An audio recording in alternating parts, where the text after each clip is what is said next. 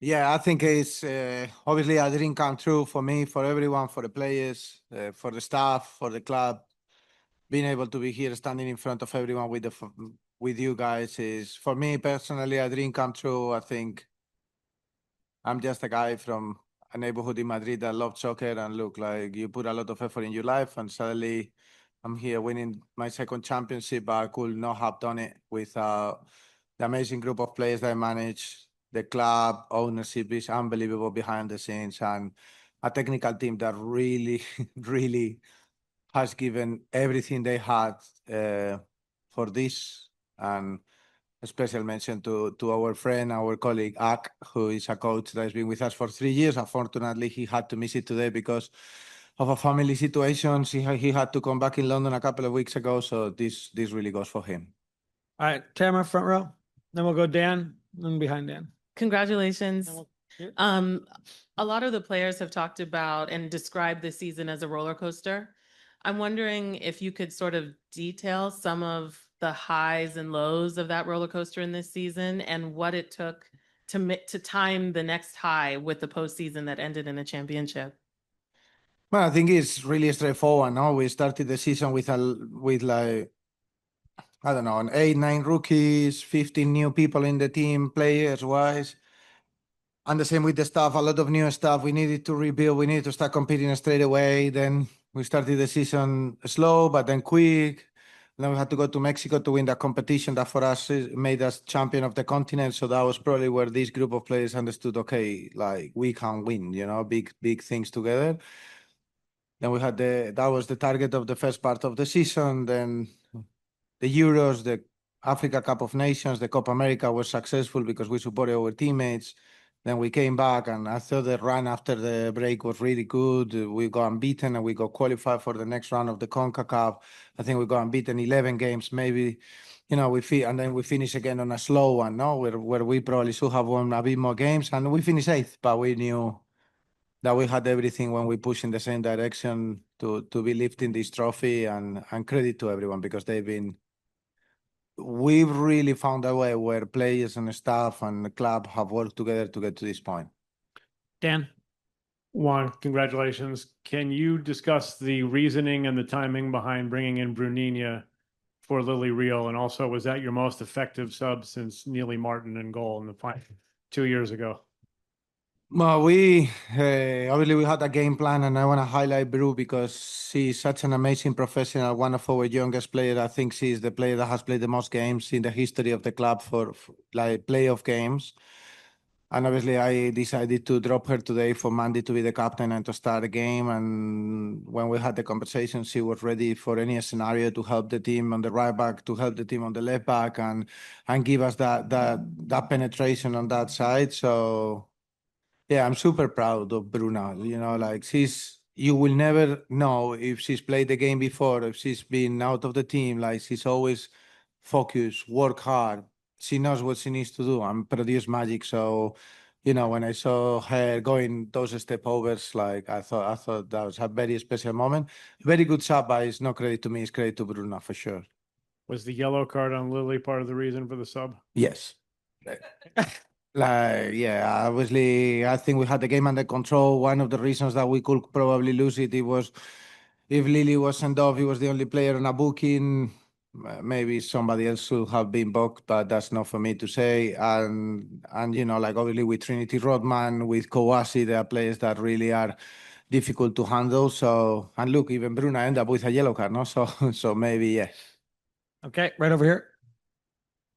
Coach, congratulations. Thank you. You now become just the second coach in league history to have won your second championship and your second trip. I know it's a whole lot of seconds. Okay. But how does that feel compared to 2023, the 2023 win? I think every win is special, no? Like, I think we work so hard for this moment, but I always, we become champions. To become champion is just a second, is the moment the referee in the final blows the whistle. Until that moment, you're trying to be a champion. Then from there, you're a champion forever. I think what we try to do, or the way I try to do things, is that we try to create an environment where people enjoy, where people is happy, where people is taking care of us people before they are players.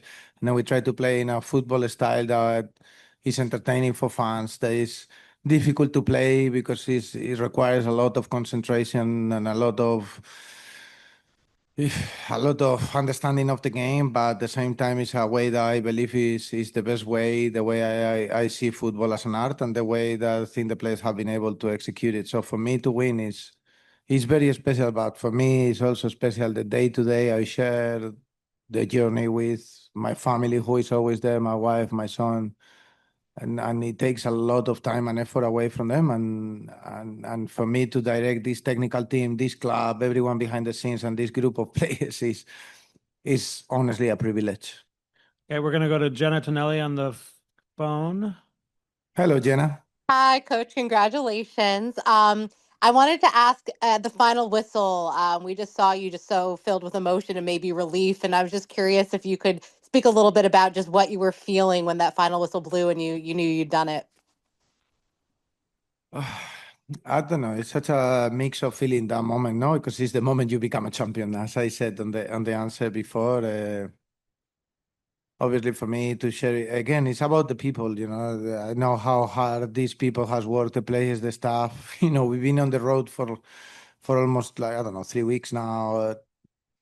The amount of time we spend away from home, and you get this reward to see the smiles of the people, to see people achieving something that when you get older, like I am getting now because I'm 41, you start realizing that there are certain moments in your life that stick with you forever, and you have to understand that those moments will stay with me, but will stay with them forever. Like Lily Real will be 60, and she will talk about this day to and that's something.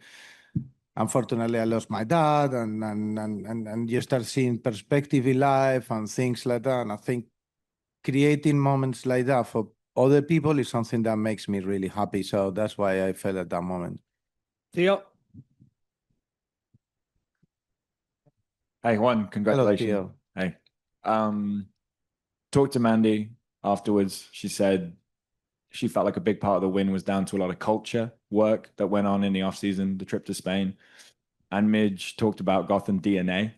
I was wondering if you could kind of explain the work you did for that culture piece and what is Gotham DNA?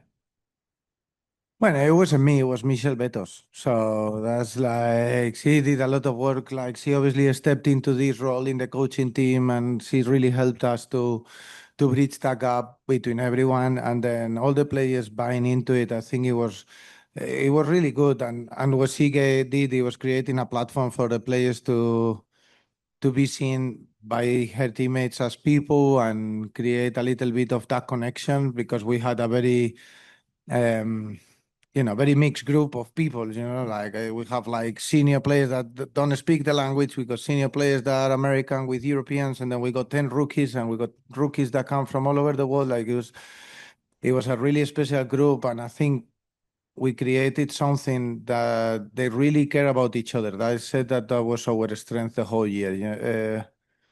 For example, Emily Sonnet really cares about Ryan Campbell and Lily Real. You go Ella Stevens that really care about the Esther and the Brazilians. You go a lot of connections around the team that, like, Anne really cares about Shelby and the coaching team in there. I think those connections, they make the team stronger.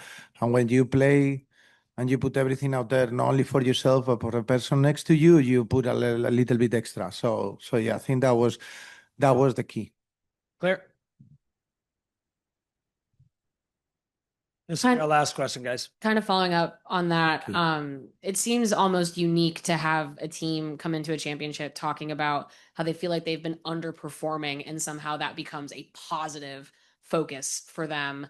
How did you see your locker room turn maybe even just frustrations about performance and make it something useful to make progress rather than something within a locker room?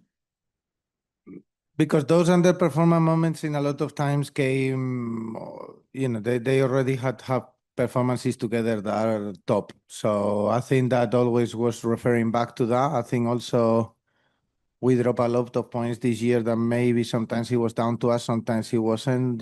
Those little details that you need to have in a game. And I think that's been the strength of the group, the understanding, once we really couldn't win the Shield, honestly, in America, it's like you win the Shield or you get to the playoffs. There's no like in between, you need to make sure that you get to that place. And when you get into that place, we knew how to win together, and that together with the people that surrounds the team, ownership and the technical team, people that have been with me for a long time.